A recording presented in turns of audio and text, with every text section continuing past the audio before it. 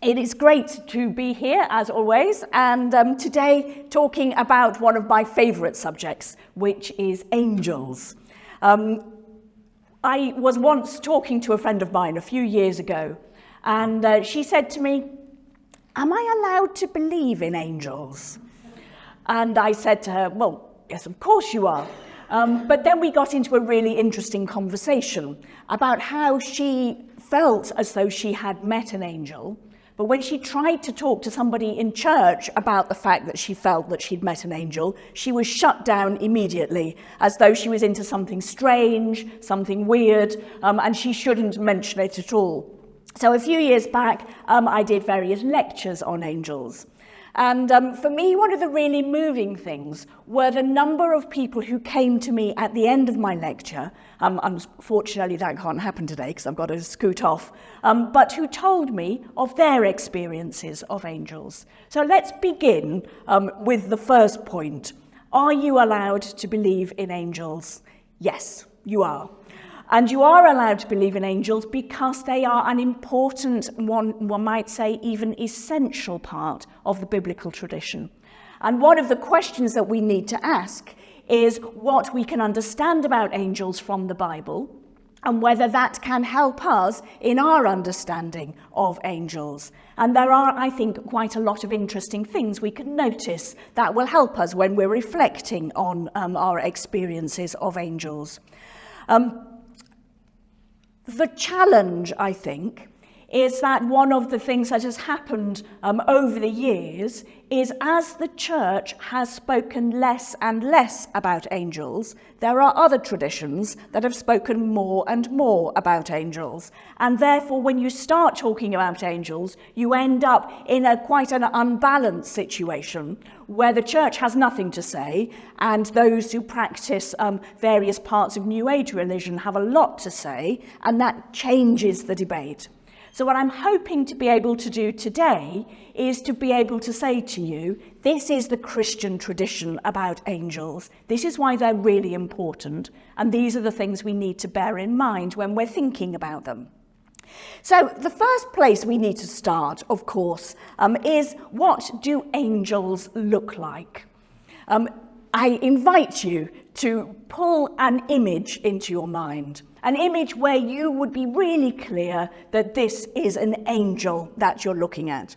And in order to be helped, we can look through Christian art. You can look at stained glass windows, at lots of paintings, at various of the statues that exist even outside this door. And they, all of them, have a certain look about them. And the first place, I think, question to ask is actually, what does an angel look like? How can we tell what an angel looks like? Now, I'm going to guess that the vast majority of you who are now thinking of an angel are thinking of somebody with wings. I'm just looking around, is this correct?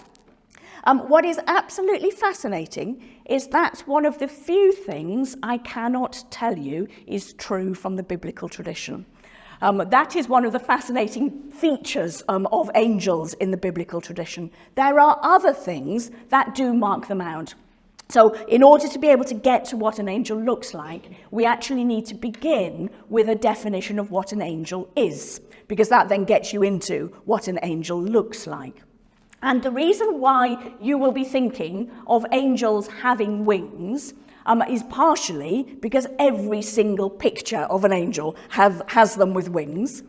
But secondly, there are depictions within the biblical text of beings that we often associate with angels. And I'm thinking here particularly of the cherubim and the seraphim.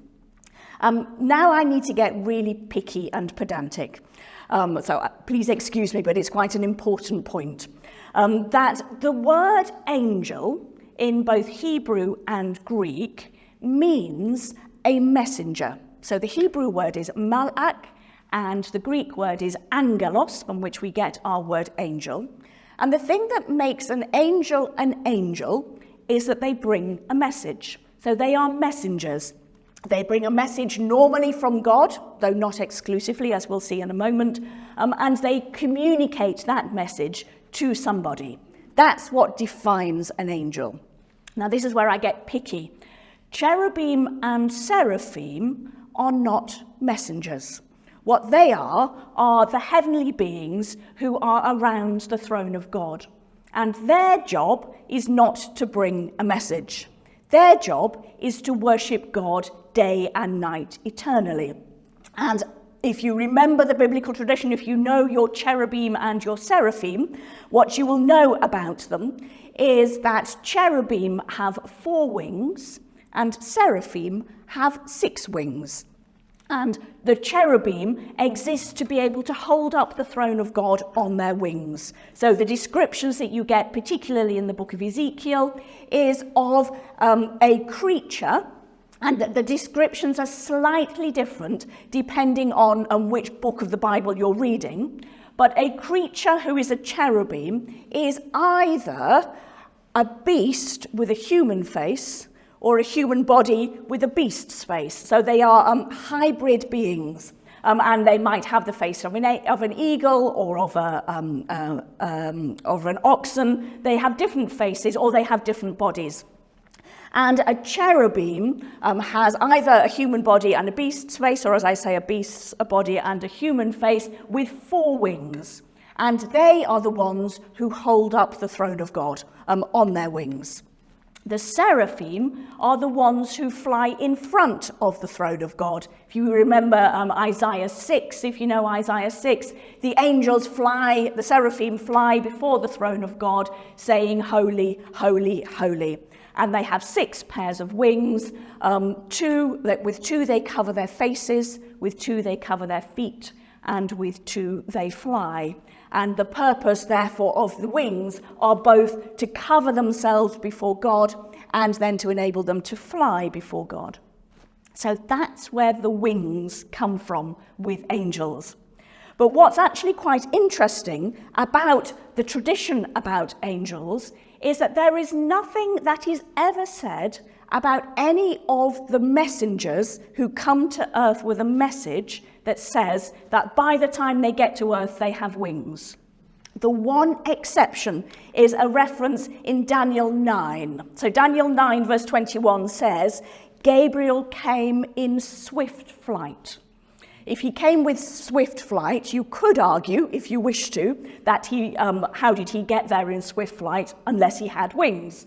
But that's the only reference to an angel with wings.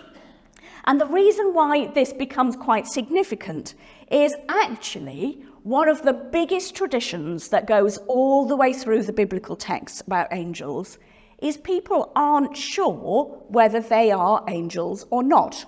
And that begins to tell you that actually the angels aren't very clearly angels. It is very unlikely in the biblical tradition that the angels that we see depicted all around us actually looked like that when they appeared. So when Gabriel appeared to Mary, if Gabriel had had a whacking pair of wings, it would have been really obvious who he was. But the point about the angelic tradition is that it isn't always clear precisely who the person is. And there are some interesting examples which I will give to you now. The first, of course, is the very, very famous Genesis 18 of the angels at the Oaks of Mamre. If you remember that story, Abraham is sitting at the Oaks of Mamre and 3 people arrive. And it is quite clear from the text that they are people. They're not identified particularly as angels. And then as the story unfolds, you begin to suspect that they are angels. And then you begin to suspect even further that one of them might actually be God. But you're not quite sure. They might be or they might not be. And the story is about that kind of unclarity, then not being quite sure precisely who is who. And then, of course, you've got the really important verse, which I will refer to again, in Hebrews 13, verse 2, which says, always show hospitality to angels, because by doing so, some people have entertained angels unawares. So the idea that a stranger that might pass your way might actually be an angel. which is back to my point about the wings. If the person rocked up with a vast pair of wings, you would be really clear that they were an angel and not just a stranger who had passed the way. So you begin to get this sense within the biblical tradition that actually the wings are an optional extra. They are not necessarily kind of part of the essential part of the tradition. And there's another bit that I just want to draw your attention to about the lack of clarity you get in the Bible about the nature of angels. One of my favourite stories where angels turns up is 1 Kings 19. And 1 Kings 19 tells the story of Elijah. So Elijah has just fought the prophets of Baal and had them all, 400 prophets of Baal, killed. And Jezebel, the queen who was married to Ahab, said, I am going to kill you too. So Elijah, bear in mind I'm paraphrasing this, but Elijah hares off across the desert, absolutely terrified for his life. And we know, and this is really important when you're reading it in Hebrew, that Jezebel has sent a malach to kill Elijah. The malach, if you remember, is the Hebrew word for angel, but it's also the word for messenger. So Jezebel has sent her malach to kill Elijah. Elijah eventually falls down exhausted in the middle of the desert and falls fast asleep. And the way in which the Hebrew does this, you just can't do in English. The Hebrew says, and then Elijah was woken up by a malach. And you're meant to go, oh no, but it doesn't work in English because we don't translate it like that. But actually then it says, he was woken up by a malach of the Lord, not the malach of Jezebel. And all of a sudden you go, thank goodness, that's all right. Crisis over. But that's where you really begin to get that sense of what an angel is like in the Bible. They are somebody who is sent to give a message.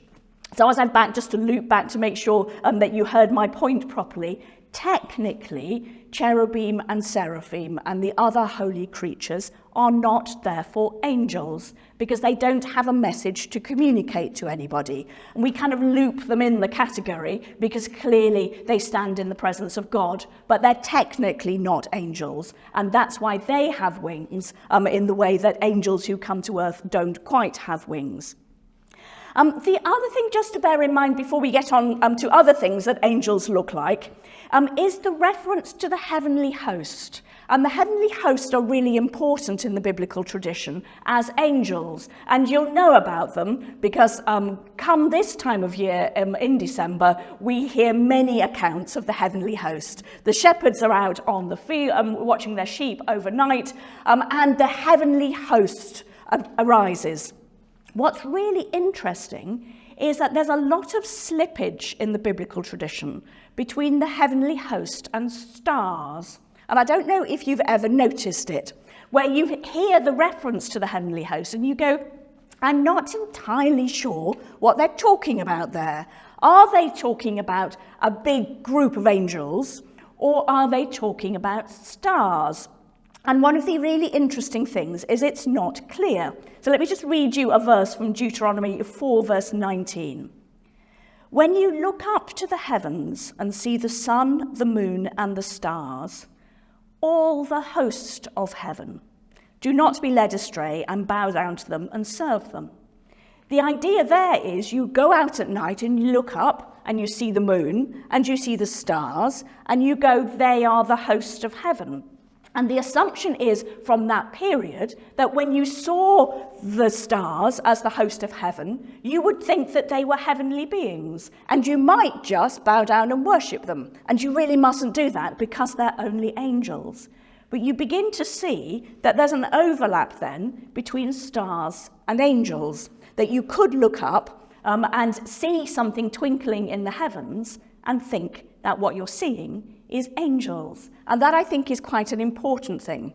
So if, like me, your favourite Christmas film is It's a Wonderful Life, you'll relate to this, because right at the start, when Clarence goes to talk to God, Clarence is a star.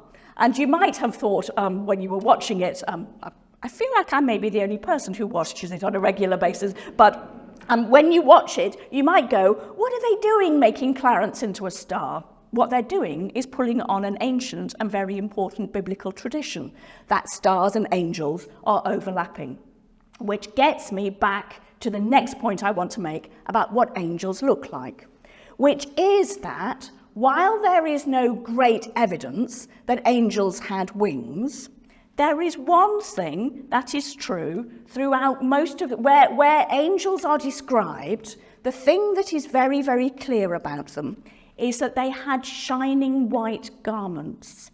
And so therefore, you can see that you don't have a very big leap to make between angels with shining white garments and looking up in the sky and seeing a twinkly thing, thinking that the angels are in front before God, before his throne. So therefore, clearly what you're seeing is through the sky into the heavenly realms, the shiny twinkly things are clearly angels.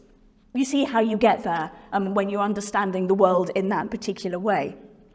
And so one of the really key things, therefore, to recognize is that the white garment tradition is really very important. So let's stop for a moment and reflect on the importance of white garments within the Bible. One of the really significant things is whenever you get a description of God seated upon the throne, it always says that God has a garment that is shining white. And the reason why that is very important is that it was really difficult in the ancient world. They were not blessed with vanish and other useful washing implements. So therefore, making a very, very white garment was a very difficult thing to do. If you were able to have a white garment, you were either enormously wealthy or it was signifying something significant about you. And the idea within the biblical tradition is that God was a being who was entirely encompassed in white garments, so therefore his presence shone. Those who were in the presence of God, therefore, were God's shininess was contagious. So therefore the angels who stood in the presence of God also began to shine. And you find this tradition trickling down also into other texts. So there's a lovely tradition about Moses who goes up Mount Sinai to be able to talk with God. And as he goes up Mount Sinai, when he comes down again, his face is shining. So there is something about the shininess of God which is essential throughout the biblical tradition. Those who are close to God have his contagious shininess catches with them. Angels, of course, are very close to God and therefore shine incredibly. Those who stand in the presence of God find God's presence contagious and therefore they begin to shine as well. So, what do angels look like?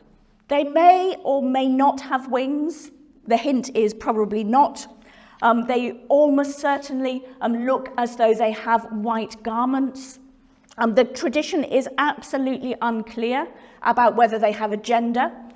There is nothing in the tradition that indicates that angels are either male or female. They are simply angels. They're not that kind of being. And that's it in the biblical tradition about what an angel looks like. So you can begin to see why it is that people struggled enormously to work out whether somebody or something was an angel or not. How do you know? And the answer is that you know because they bring a message. And the really key thing about angels is that they always bring a message. So the identifying factor about an angel in the biblical tradition, let's lay aside from the modern tradition, but for now, looking at the biblical tradition, you know that something or somebody is an angel because they come bringing a message for you. And that, I think, is kind of just the very heart of the tradition. The interesting question is, how then do you begin to interpret that? So I'd like to spend a moment now just thinking about Luke's gospel. Because Luke's gospel, I think, is fascinating when it comes to angels. If you know Luke's gospel, you will know that right at the start of Luke's Gospel, you cannot turn around without bumping into an angel. You've got Zechariah in the temple who encounters an angel. You've got Mary who meets Gabriel. Then you've got the shepherds with the whole host of heaven who we've established might be stars, might be angels, but they're probably starry angels, so we don't need to distinguish between them. But there are angels after angels after angels, until you get to the end of chapter 2. And then you have no more angels throughout the rest of Luke's Gospel until you get to the very end with Jesus' resurrection. And then with Jesus' resurrection, 2 angels come back and sit in the empty tomb again. So if you're reading Luke and you're interested in the subject of angels, your question is, where have the angels gone? Why were they there at the beginning? Why are they there at the end and not there in the middle? What's happened to them?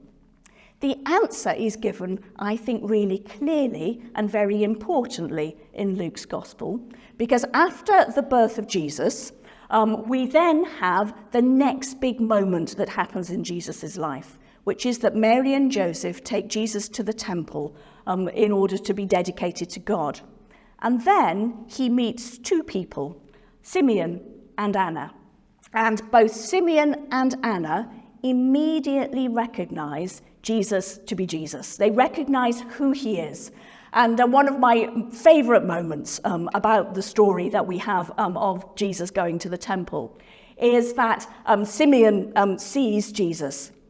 And this is a tiny baby who has currently done nothing, as far as we know. He's been born, he's cried, he's fed, he's pooed, otherwise nothing, because he is a baby.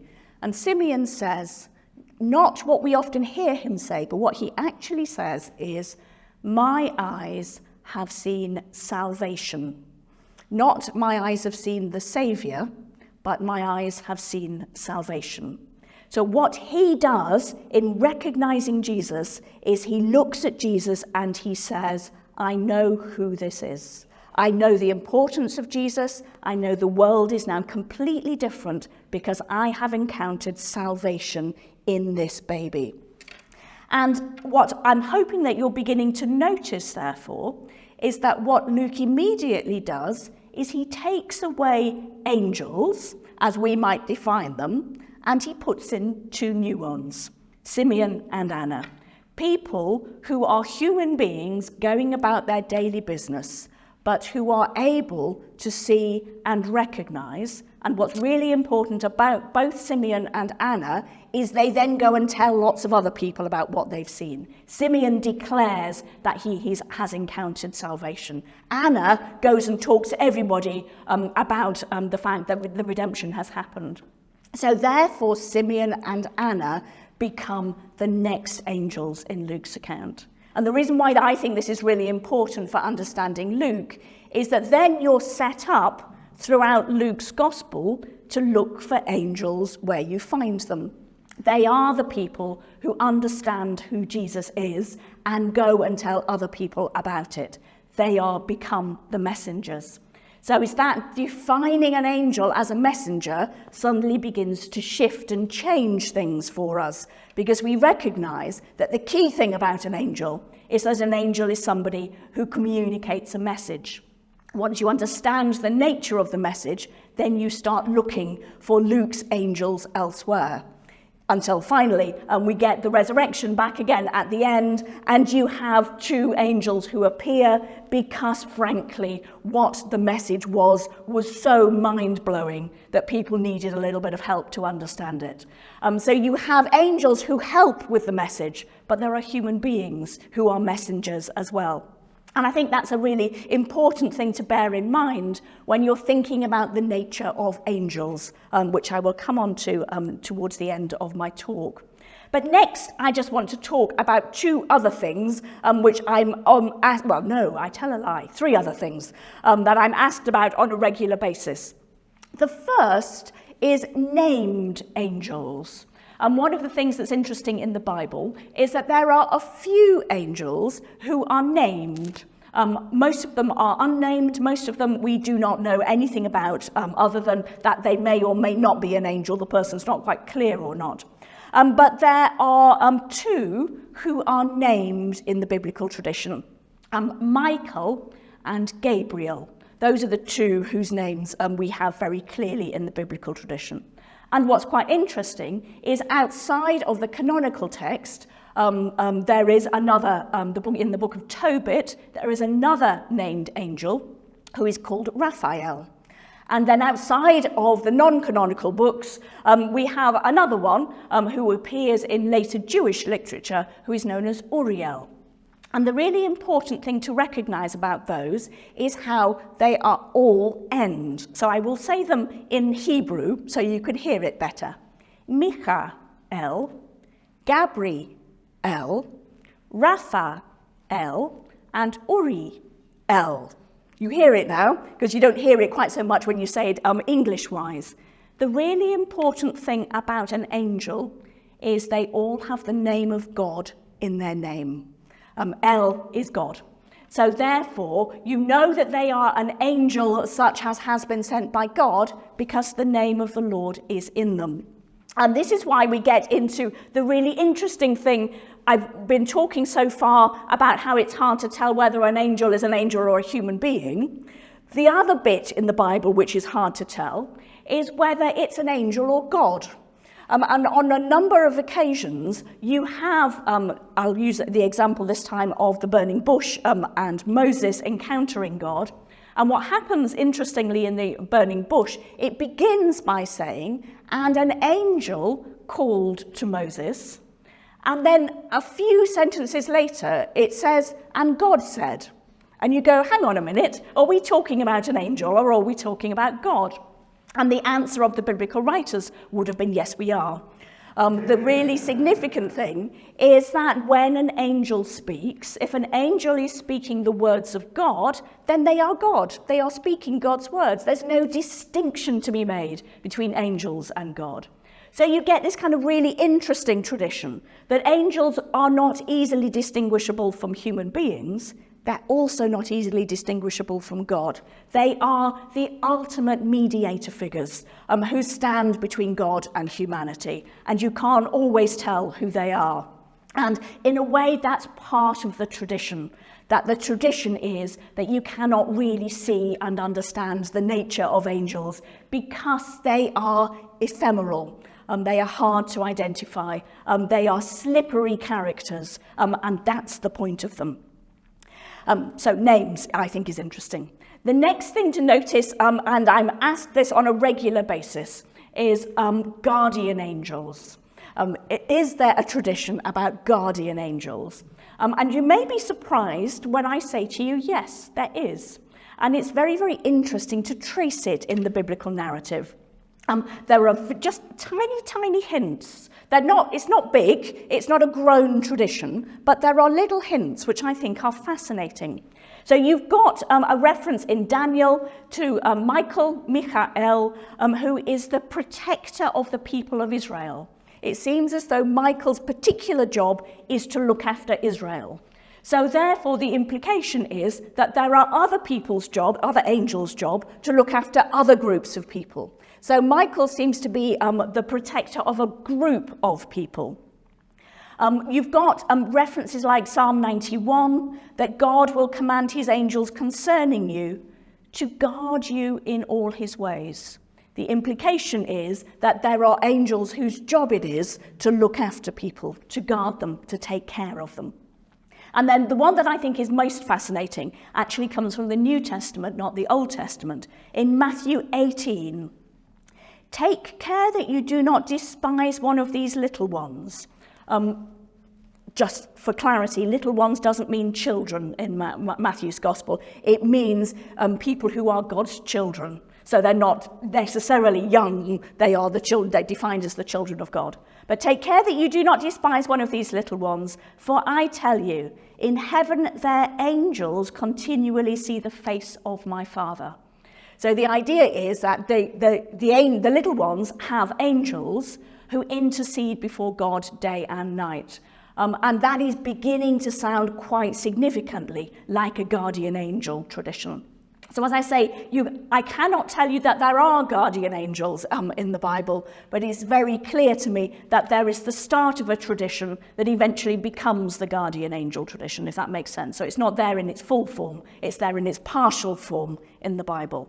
So we've done named angels, we've done guardian angels, and we cannot leave off this subject without a discussion about fallen angels, because they are, of course, another category which are quite important within the biblical tradition.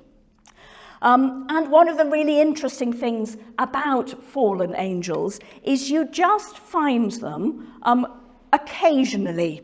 And the references to them become very much more important outside of the Bible.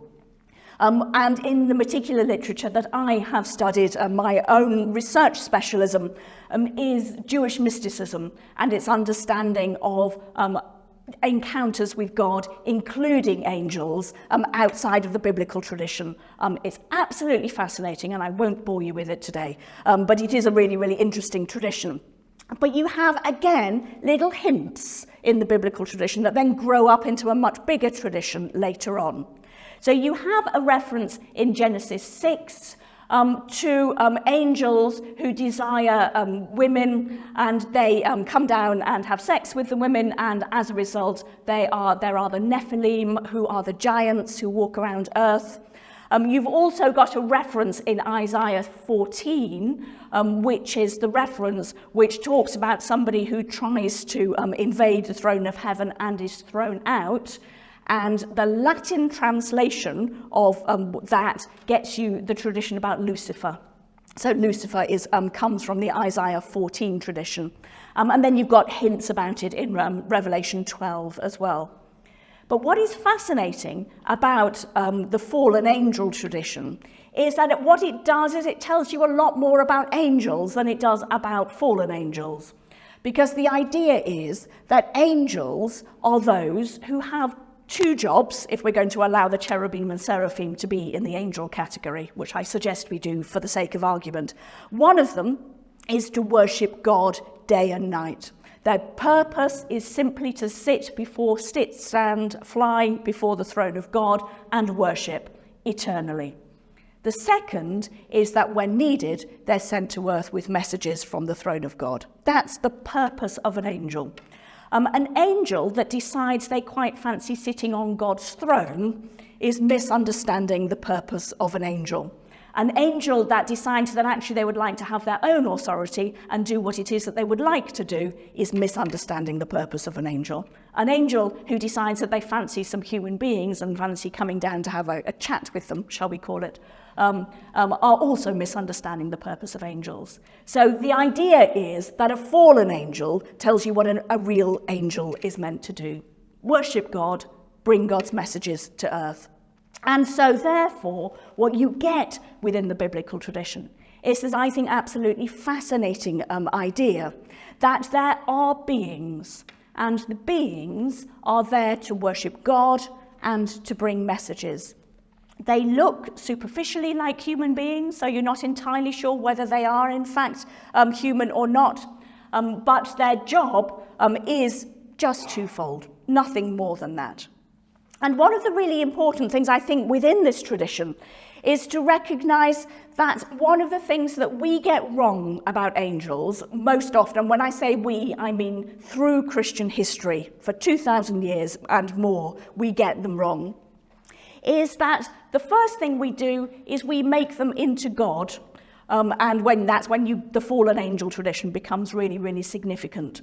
That actually we need to recognize that God is God, and the angels worship before God. When you give them too much authority, too much influence, then actually you begin to get the tradition wrong. And if it makes you feel at all better, it was ever thus. One of the really interesting strands that runs through both the biblical text and the extra-biblical texts is that people were always trying to worship angels and were being told that they needed to stop. You should not worship angels is one of the strands that runs all the way through the biblical tradition and extra-biblical tradition. In fact, let me tell you one from an extra-biblical tradition that you probably don't know. This comes from a book called 3 Enoch, which was written around the 5th century AD. And in 3, well, slightly later, depending on your view, but we'll call it the 5th century. And what in 3 Enoch, the character Enoch ascends up into the heavenlies. And one of the key elements about these kind of stories is that you have the characters from earth who ascend into heaven. They go to the 1st heaven, and then they ascend to the 2nd heaven, and then they ascend to the 3rd heaven. So Enoch's been ascending for a long time till he gets to the 7th heaven, and he sees the throne of God. And there is some being sitting on the throne of God. So Enoch does what anybody ought to do when they see the throne of God and somebody sitting on the throne of God. He falls down and worships. Poor Enoch didn't know that actually the person sitting on the throne of God was Metatron and not God. And when he fell down and worshipped, what he was doing was committing the greatest blasphemy possible. So he was punished and thrown out of heaven. I must say, I always felt a little bit sorry for Enoch. You wanted to say, how was he meant to know that it was Metatron and not God? But what it does is it reveals to you the importance of this tradition, is that the one seated on the throne is God. Those who are in front of the throne are the angels, and the tradition is really, really significant about that. I'm just going to tell you a piece of trivia has popped into my head that you might be interested in, so let me just go off piste temporarily. Sitting is therefore really important in the biblical tradition. If you hear of people sitting, it is always a really significant thing. So when it says Jesus has ascended into heaven and is sitting at the right hand of the Father, that's a really significant theological statement, which we often miss because we go, yeah, of course he's sitting next to God. Where else would he be? The answer is that he's sitting on the throne with God, because the only being who is able to sit down in heaven is God, and the only thing to sit on in heaven is the throne. So if Jesus is sitting at the right hand of God, he's sitting on the throne. And then you realize that actually it's not just a kind of an image description for you to imagine what Jesus is doing. It's a really profound theological statement, and that kind of gets you into some of this tradition. So angels are very important, but they are not God. The other thing is that they are not human beings. And one of the really fascinating things about this tradition is that if you were to do a ranking of God's perspective on the world about who is important, it goes God, human beings, angels. And that is really, really clear from the biblical texts. One particular reference is 1 Peter 1 verse 12, in which it talks about the nature of salvation and how salvation can now be understood. And it ends with a phrase that a lot of people find very odd. It says, into which things angels yearn to look. But what it's really saying is that actually the mysteries of God, the things that make the universe work, the salvation that breaks out all around us, is something that is revealed to human beings in Christ Jesus. And angels wish they could have a little look at it, but they can't, because their job is just to worship and not to understand the rest. And it's quite interesting to recognize that therefore angels become below human beings in the rankings. So we've talked about the biblical tradition. We've had a think about what they might look like in the biblical tradition. We've had a think about the importance of angels as messengers. What can we tell, therefore, about angels? I'll begin by talking about what we can tell about angels from what we know in the Bible, and then I'll have a little reflection on our own experiences of angels. I think for me, the reason why the angel tradition is really important and why we need to pay very close attention to it is actually because it means we treat each other much better. Because if you are a potential angel who might be coming to me with a message from God, then I treat you with a much greater deal of respect than I would if I just think you're somebody I've never met, has got something to say, but I may or may not pay attention. The idea that messengers from God come either in clearly angelic form or clearly in human form means that actually we need to treat each other with the greatest of respect, because actually we might have a room full of angels here. And the message that God can deliver to us comes through this room full of angels. That, I think, is really important. The next thing, I think, is that one of the annoying things about the biblical tradition, which you will have noticed now, is that people are not sure whether an angel is an angel or not. And that tradition gets you into that whole theme about being surprised by God. The one thing that we know about God, and I can give you so many examples from the Bible, is that God is always unexpected. You are looking here for God, whereas actually God's over here doing something completely different. That element of being surprised by God is a really, really significant thing. And then finally, let's talk about experiences of angels. The reason why I believe in angels is I've just given you a whole talk about why they're important in the biblical tradition, so the door is open for me to believe in them.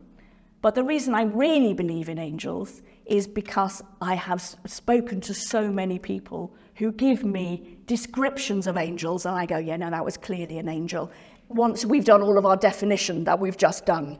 So let me tell you a few stories about angels to end with. There's somebody I know who was very, very seriously ill in hospital, and she was in intensive care, and they thought she was going to die. And somebody came to her who was dressed like a nurse, and she sat with her all night and held her hand and said, "Don't be afraid, God is with you." All night, "Don't be afraid, God is with you." And in the morning, the crisis turned, and she wasn't so ill. And she asked the sister in charge during the day if she could talk to the nurse to say thank you, because it made her feel so much better. And the sister in charge said there wasn't anybody there. And she absolutely believes that that was an angel who came with a message from God to help her. Who knows whether it was in fact a person or in fact an angel? We simply can't tell. Another story somebody else told me was that they were going through a very, very dark time and thought that they would end their life. So they were standing on a bridge looking down into the river and contemplating whether they would end their life. And somebody came past and said, "You're looking really miserable. Would you like a chip?" And having had a chip, he then decided he wasn't going to commit suicide after all. I love the idea of an angel bringing chips. That surely is a great and is a missing part of the biblical tradition. But again, human being, angelic messenger, who knows, who cares? The point was the message was communicated. And then I'll tell you my old one, I will get emotional, so please excuse me. Between my first and my second daughters, I had a miscarriage. And it wasn't clear for a while whether I was going to have a miscarriage or not. And I woke up in the middle of the night knowing that the miscarriage had happened. And I felt a feather touch my cheek. Oh, I can never tell this story without getting emotional. A feather touched my cheek, and I felt the overwhelming sense of peace, of knowing that I was held and loved. And which is ironic because as I've just been telling you, I'm not sure angels have wings or not. But I was quite convinced that a feather had touched my cheek, and therefore I knew that I was known and loved by God. I could now go on and tell you 25 other stories of angels that people have told me about. But I would just like to leave you there with the things that I know. Angels are important in the Bible. We cannot tell whether they are human beings or God or some kind of unearthly being. Sometimes they are, sometimes they're not. Sometimes it's clear that they're angels, sometimes it's not clear that they are angels. But one thing I do know is that those experiences have never stopped, and people still talk today about their own experiences of angels. And the unifying factor is that they receive a message of some kind or another, whether it's emotional or factual, but mostly emotional, which communicates that they are loved in the world. And as far as I'm concerned, that'll do. And I'll believe in angels based on that.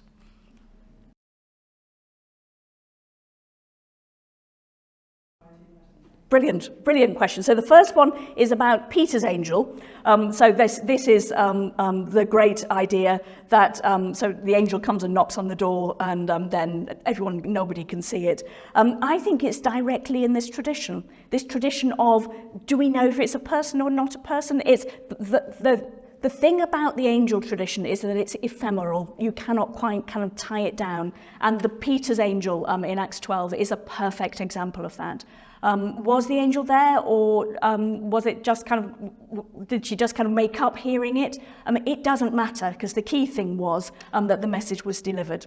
So I think, in a way, Acts 12 is your perfect example of kind of the angel tradition, of people not being quite clear about it. Yeah, well, it turns out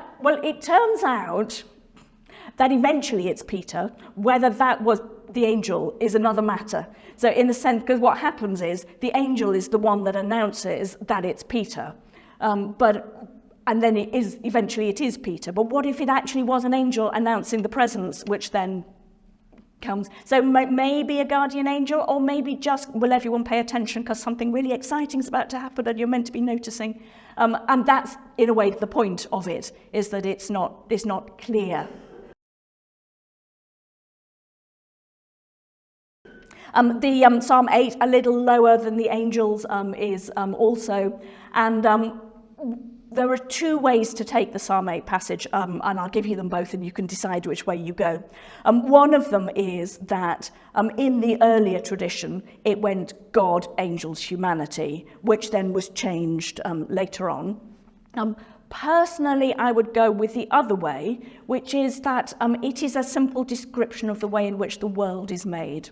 So you've got God on his throne at the peak of the world. Around and below God are the angels, and then on earth are human beings. So it's a simple geographical description and not something about status. You can go either way with it, really. You're kind of asking me a whole lecture's worth question, but I'll have a go. So one of the important things to recognise about the heaven tradition is that heaven is the place where God dwells. And so my book on heaven is one of the things where I kind of lay out the biblical tradition about heaven. And the problem that we have in the Christian tradition about how it's developed is that we assume that heaven is where I will go when I die, whereas the Bible is talking about the place where God dwells now. And so the two don't quite match up. The Bible does talk about the future, but then it talks about a new heaven and a new earth. So the idea is that actually the entirety of reality will be replaced, heaven and earth, with a new one.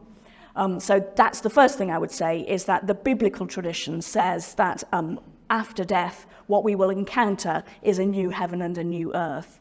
But your question still stands: will there need to be angels post-resurrection moment?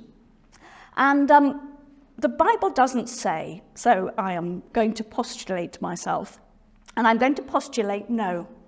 And the reason why I would do that is that Revelation tradition makes it very clear that until there is the new heaven, we need angels to communicate between God and earth. But once the new heaven comes, one of the things that Revelation says is that there is no need for a sun, because the light shines on earth directly from heaven, which indicates that actually there is no longer any barrier between heaven and earth. If there's no barrier between heaven and earth, then actually you don't need somebody to mediate between heaven and earth. And therefore, I'm going to go with no. But ask me on a different day and I might go yes instead. But again, I could give two answers, and I'm not quite sure which one I would go with on that one. There are certainly the idea that after death, those who worship, who are saints, will worship eternally before the throne of God. Whether they become angels according to the biblical tradition, I don't know, but possibly. I'll go with that. Well, what's interesting about the angels that you find in the book of Revelation in chapters 2 and 3 is that they are a particular angel that is sent to a particular group of people. And that reminds us particularly, I think, of the Michael tradition of if Michael is the protector of the people of God in Israel, it's almost as though in the Revelation tradition you've got different churches who have a particular angel who is sent specifically to them. So it touches in a little bit of the guardian angel tradition, but it also touches into the fact that God will sometimes speak specifically and exclusively to a group of people through the medium of an angel. And for me, it is absolutely fascinating to see those angels kind of referred to at the start of the book of Revelation, because it seems to encapsulate a lot of the tradition that we've been talking about this lunchtime, which is that an angel is somebody with a message sent directly from God to a person or a group of people. And that therefore begs the question of what are the angels that are sent to churches today? And can we hear that message? And that's when you get back into the whether human beings can be the angel who brings the message, or whether there's another means for that message to be communicated. But it's certainly in this kind of whole tradition of the idea of an angel having a particular message to a particular person or group of people. What's fascinating is they're not named. They're just called the angel to the church of. And also what is not clear is whether it's the same one sent 7 times or whether it's 7 angels sent once. And again, you can probably say it doesn't really matter. But the point, and that in what it does is it points you to the fact that actually the key is the message, not the angel, because the angel is not really mentioned very much.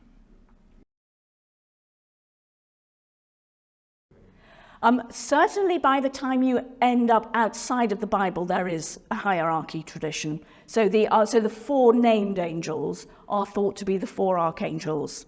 Michael, Gabriel, Raphael and Uriel are thought to be the 4 archangels, who each have a particular different role, but depending on which text you're reading, they have a slightly different role. So, for example, Michael is often seen as the warrior angel, but then sometimes Gabriel is the warrior angel. So they don't have there's no clear job descriptions for each of the archangels. It seems to slide around. And then the interesting question is how the hierarchy works in other angelic areas. And in the post-biblical material, that you get very, very complicated rankings of angels, which begins with the archangels, moves down to the heavenly beings. There's even a rank of angel called the Ophanim, and the Ophanim are the angels who are the wheels of the chariot. So the eyes on the wheels of the chariot mentioned in Ezekiel is a whole separate ranking of angels in later Jewish tradition. So with those texts that are interested in it get really, really interested in it. It gets slightly strange, it must be said. But it is nevertheless fascinating that they begin to recognize the importance of angels in that kind of way. No, it's a great question. So in case you didn't hear it, the question is around the 3 angels at the Oaks of Mamre. Why 3? Because you just normally don't get it. And as you will know from the Rublev icon, that has been understood in later Christian tradition to be an early reference to the Trinity. And it's one of those occasions where Christian historians, systematicians and biblical scholars kind of sit uncomfortably with each other. Because I would say as a biblical scholar, maybe, but you can't really see that from the text. It's really not clear that it's an early reference to the Trinity, whereas a church historian might say it's absolutely an early reference to the Trinity, and then we politely don't talk and drink tea instead. But I think one of the things that's quite interesting, and you rightly put your finger on it, is that what's fascinating about the appearance at the Oaks of Mamre is that you get more than one. Normally, I cannot think of another example, with the exception of the angels of Revelation, where you get angels coming in more than one, unless they're the whole host. You either have one or the host. You don't have more than one. So one of the fascinating questions to ask about the angels at the Oaks of Mamre is, why are there 3? And unfortunately, because you're talking to a biblical scholar and not somebody else, I will have to say, we don't know. Somebody else would give you a different answer.